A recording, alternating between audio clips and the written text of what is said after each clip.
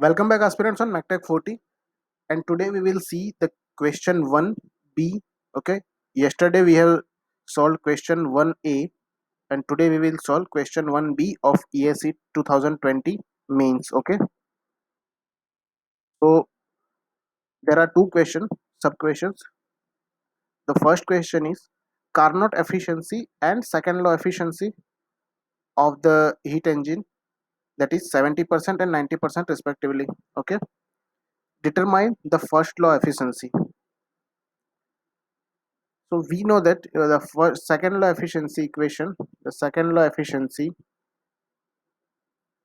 is equal to first law efficiency divided by Carnot efficiency. Okay, here second law efficiency and Carnot efficiency is given. We have to find first law efficiency. Okay, so we can write like this: first law efficiency is equal to second law efficiency and Carnot efficiency. Okay, what is the Carnot efficiency? 70%, and second law efficiency is 90%. Okay,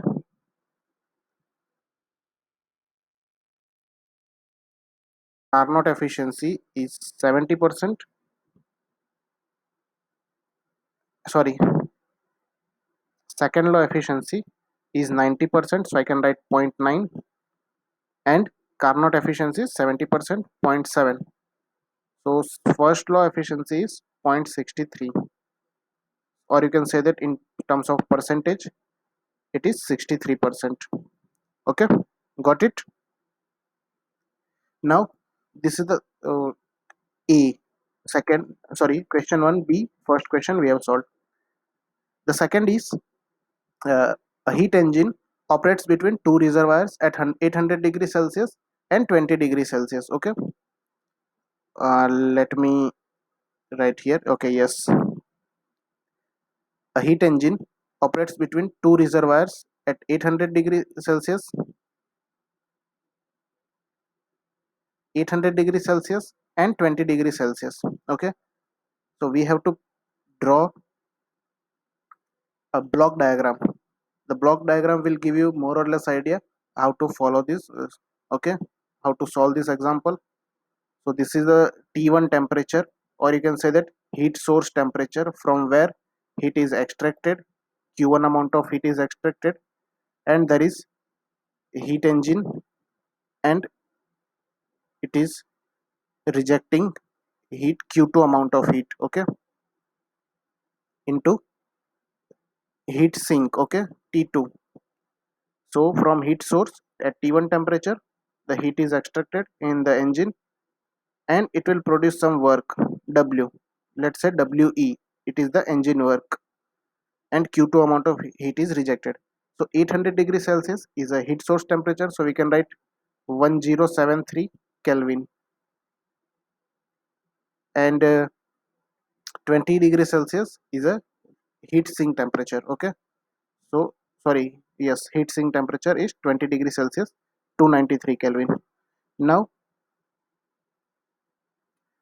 the next line is one half of the work output of the engine is used to drive a Carnot heat pump.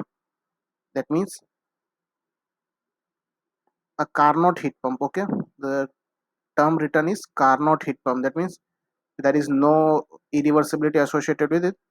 So here I can write like this: engine work, half of the engine work is used somewhere else, and remaining half engine work, okay, WE divided by 2, remaining half of engine work is used to drive a Carnot heat pump. Okay, so Carnot heat pump, so it will extract the heat from heat sink. Okay, it is at T3 temperature, and it will extract Q3 amount of heat, and it will reject Q4 amount of heat, and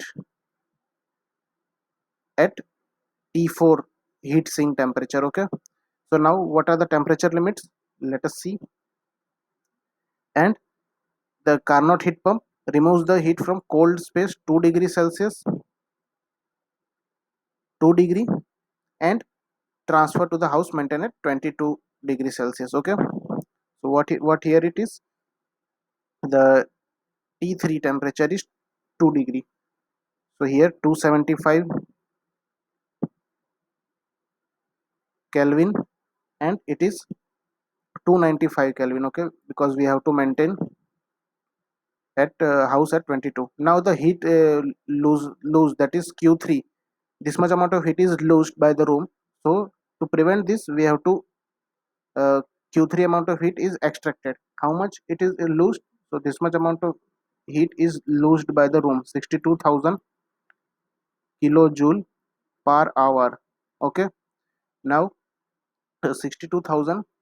So this much amount of heat we have to extract, and we have to provide some external work, so that will be come into at Q4 amount of heat. Okay, so here for our sake of simplicity, we will write this kilojoule per hour in kilojoule per second. Okay, so whenever we write, then so divide by 3600, so here you will get 17.22 kilowatt. So this much amount of heat is extracted. Now what we have to find, let us see. We have to find the determine the minimum rate of heat supply that engine required to keep the house at 22 degrees Celsius. That means what, this is Q1. The Q1 we have to find. So now we have almost all the data. So from where to start, let us see. So first, Carnot heat pump. Select the statement Carnot heat pump. So COP of Carnot heat pump, COP of Carnot heat pump is given by T4 by T4 minus T3. Okay, so what is T4? 295 Kelvin, and here it is 20 degree or 20 Kelvin, it is a difference. So what is the COP? It is 14.75 COP. Now COP we can write in another manner, that is how much amount output upon input. COP is one kind of performance parameter. Okay, so output is what, that is Q3, how much amount of heat is added, Q4. Okay, and what is the work done? Okay, work done, and work done is engine work divided by 2. So first of all we will find pump work, then we will equate it to, so we have pump work. Okay, now Q4 as per the first law of thermodynamics, here I can write Q4 is equal to Q3 plus pump work, right? So I'm writing here 14.75 as a COP. Output is what, how much amount of heat is added in the room, that is pump work plus Q3 amount divided by pump work is equal to 1 plus Q3 by pump work. Okay, so I can write like this, 13.75 is equal to Q3 by pump work. Okay, so Q3 is 17.22 divided by 13.75. So when you solve this, you will get as a 1.25 1.25 1.252 kilowatt. So this much amount of power it has been consumed by the pump, 1.252. But now in question it is given that pump work is the half of the engine work. So engine work, how much engine work is produced, that is multiply by 2 times the pump work, that much. So when, so what we will get is 2.504 kilowatt. So this is engine work. Now the engine is also working on the Carnot cycle. So Carnot cycle efficiency for the engine, it is given by 1 minus T2 by T1. T2 is heat sink and T1 is a heat source temperature. It is 1 minus 293 divided by 1073. Okay, so your efficiency, when you solve this, you will get your Carnot cycle efficiency is 0.727%. Sorry, 0.727, not percent. In terms of percentage, it is 72.7. So Carnot cycle efficiency we can write as output upon input. Output in case of engine is what? Whatever the work of engine divided by heat supply input is equal to 0.707. Sorry, 0.727. So what is the engine work? That is 2.504. So Q1 is 2.504 divided by 0.727. So when you solve this, you will get 3.445 kilowatt.